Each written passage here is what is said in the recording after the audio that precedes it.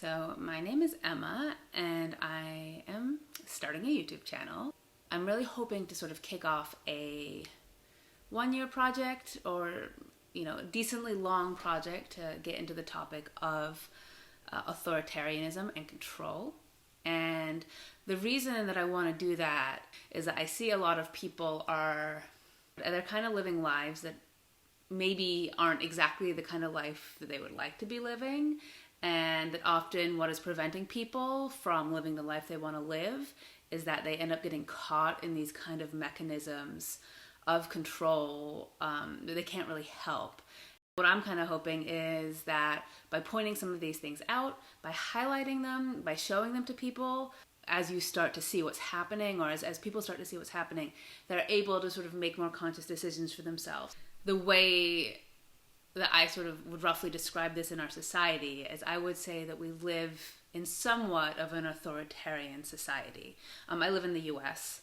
If you think I have a funny accent, it's because I was born in England, but I moved to the US when I was 6. But anyway, when I say we live in an authoritarian society, I am mostly talking about the US. I do see it in England and in some places in Europe and stuff as well. And I'm not talking about a political side, actually. Both the liberals and conservatives are both very authoritarian in nature. I think really a lot of aspects of our society are very authoritarian in nature. And, on some level, we have this really sharp polarization. We have these really strong sort of beliefs that the other is bad and all that. But I think that what's really at the heart of it is that most of us are unhappy because we keep getting caught in these things that are compelling us to do things that are going to make us less happy. And so kind of the way it functions is if someone is behaving authoritarianly upon you, almost certainly what they're doing is they believe that they have a correct worldview and that they are entitled to use any means necessary to get you to believe their worldview. Really, it's kind of everywhere in the US. I don't really believe that there exists any large segments of society where this sort of authoritarian stuff isn't happening. And there's the prime mechanism that makes people susceptible to this is that we convince people not to trust themselves. We convince people that they don't know what's best for themselves, that somebody else knows what's best for them. The classic way this happened was religion, was organized religion. And, usually the way this was phrased is, if you do what I say, you're going to receive some sort of benefit. Often that benefit was conveniently in the afterlife. So do what I say your entire terrestrial life, and then you get to go to heaven, you get to be reincarnated as someone better than you currently are. And typically that was unshakable, right? And so it allowed for a very tight level of social control over people. And by the way, I know I'm railing on religion a bit, and I actually, I consider myself a religious person. I don't actually have anything against religion per se. However, as religion hits society, it ends up being very coercive. And, this is kind of the sort of old school way that people would control each other, right?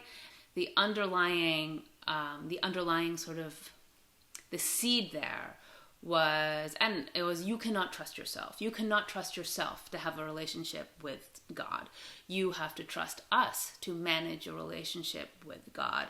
And I don't, my history on this is a little shaky, but at times they wouldn't even let lay people read the Bible. So let's say initially people like the priests actually had a fairly valuable job, and that was to read the Bible to an illiterate population. But then maybe over time, as technology improves, people become more literate, they learn how to write. So now the population, conceivably, could read the Bible for themselves. And there was a period there while the priests said, no, we can't let the population read the Bible themselves. They have to be coming to us. they can't do it. That's very important to note. This was a form of the priests seeding distrust and doubt into the population, saying, you can't trust yourself. Even if you could read this Bible, you won't understand it. You have to rely on me. And what was happening when the priests did that is the priests were maintaining their power. They were consolidating their power. And so this is a small example, but this is really the basis, I believe, of effectively pretty extensive authoritarian abuse that we have in our society nowadays, which is that people in power try to convince the population that they can't trust themselves. And so by doing that, they try to gain their power and say, hey, don't trust yourself, trust me. And, you see it in a lot of places. You kind of see it educationally. You see it, I guess, in workforces and stuff like that. And of course, you massively see it politically. But kind of the key takeaway that you need to sort of keep in your mind here is that for people to maintain power over you, they have to undermine your trust in yourself. That's very key. If you trust yourself, right, somebody may have power over you, or they may be able to have the most brute coercive power. They may be able to harm you or things like that, but it won't go as deep. Maintaining coercive power on someone is really hard. You have to put them in prison, or you have to watch them like a hawk and just be constantly ready to step in and interfere there. In an abusive situation, maybe like a parent or something could use pure coercive power to control a child. But even then, usually not. Even in abusive situations, the way that one person maintains power over another nearly always involves undermining that person's competency in themselves. The classic would be in a heterosexual relationship with a male abuser and a female partner, the man will say, you're not good with money. We can't trust you with money. You're just going to waste it all. I'll take care of the money. And, sometimes the woman believes that. They believe, I can't do these things with the money. I'm not, my husband, he's so clever. He can do this stuff that I can't do. So these women hand over all their finances. Suddenly they can find themselves in a very difficult situation, and one that they can't get out of. But anyway, I could kind of go into sort of all of the little bits and pieces, and I do kind of want to go there. But like I said, I'm kind of thinking of this as a 1-year project. There are a lot of sort of big sort of details. But anyway, but suffice it to say is that kind of the first place that people start trying to gain power over you is they start trying to allow you to trust yourself. And I'm just kind of exploring this, and I'm kind of sort of seeing where things land, because I don't know yet. This is just kind of an exploration a bit. And the first thing I was going to start with is passive aggressive behavior. So that'll be my next video. And what I want to talk about with kind of passive aggressive behavior is, I think a lot of us just dismiss it as annoying. I think it's actually a bit more insidious than that.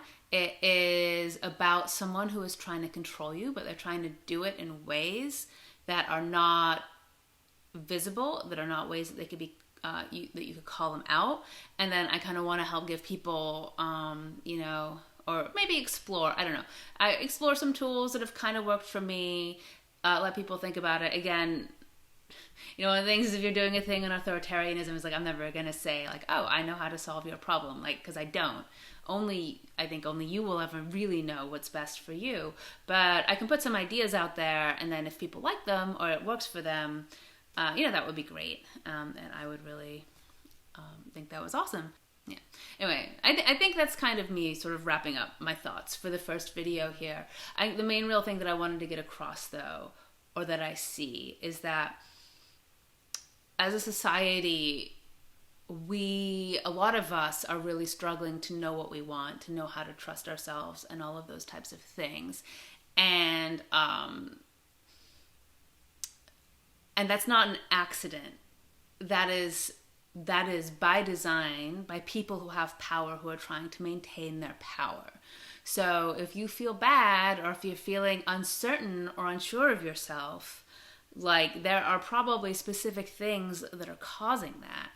And, you know, I am very interested in that. I want to explore that. But I would also put out the possibility you could start exploring them themselves. You could start exploring those things yourself if you were interested. So anyway, so I'd invite you to consider that. Again, like I said, I hope this is going to be a long project where I explore a lot of this, because I think that there are tons of very specific cases, ins and outs, where this is happening all the time. And and I guess basically that's it.